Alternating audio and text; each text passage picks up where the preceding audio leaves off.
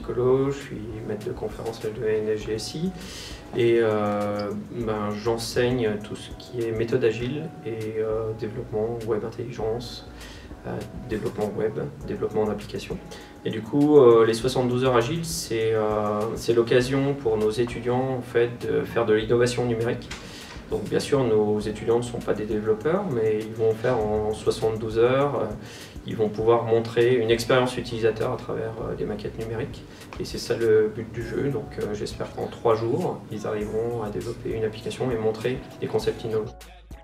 C'est la première édition cette année, on démarre plutôt fort puisqu'on a 68 étudiants, on a 4 partenaires industriels, donc c'est un gros challenge.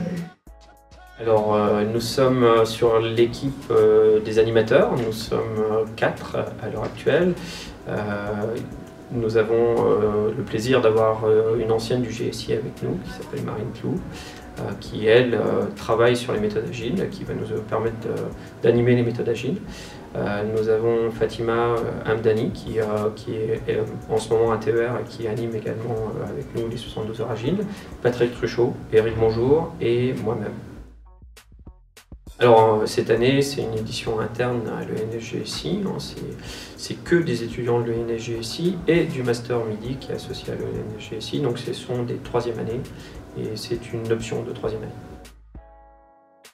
Alors le programme est assez chargé puisqu'on passe la première journée, on a fait la découverte des sujets, donc les industriels ont présenté les projets à développer. Ensuite, ça a été une phase de pitch pour les étudiants puisqu'ils ont dû s'approprier les sujets et faire un pitch très rapidement, ce qui a plutôt bien marché. Alors, Stéphane Huizer, je suis directeur des affaires culturelles de la ville d'Épinal et à ce titre directeur des Imaginales d'Épinal, qui est un festival de littérature spécialisé sur les littératures de fantasy, de fantastique et de science-fiction qui a lieu tous les ans, le dernier week-end du mois de mai.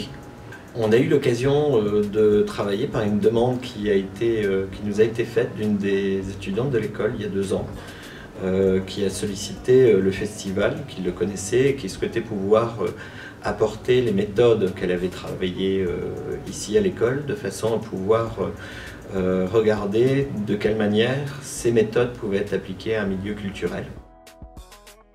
Le sujet nous est venu notamment du travail vis-à-vis du paiement des auteurs en festival, qui était une grave question, une grosse question qu'on avait, et une évolution importante préconisée par le ministère de la Culture et le Centre national du livre. C'est une chance de pouvoir avoir des étudiants qui, à un moment donné, pendant un temps comme ça, aussi court, je pense que c'est important qu'on puisse avoir des choses comme ça, puissent réfléchir véritablement à un outil qu'on peut améliorer avec une idée un petit peu de challenge par rapport à ça, et sur une matière culturelle comme la nôtre qui n'est pas habituée du tout à ce type de pratique et à ce type de démarche, c'est quelque chose de riche. Ouais. Je suis Halima Hamdani. Je suis responsable recherche et développement chez Extramile et je fais une thèse CIFRE chez eux et à l'ERPI aussi, d'où ma présence ici. Nous on est une entreprise qui fait du recrutement digital.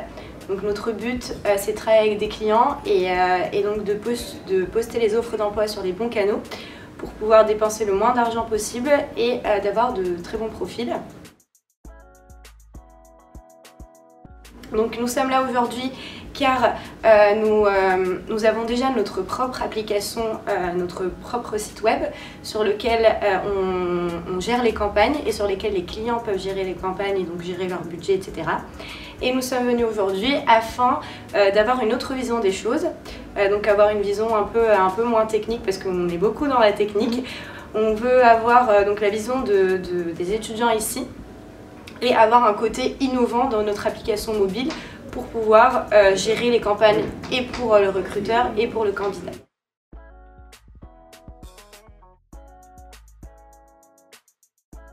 Maintenant, ils sont en train de réfléchir sur les cas d'utilisation des différentes applications et puis ils commenceront le développement des interfaces et on finira la dernière demi-journée par la présentation des démos des applications.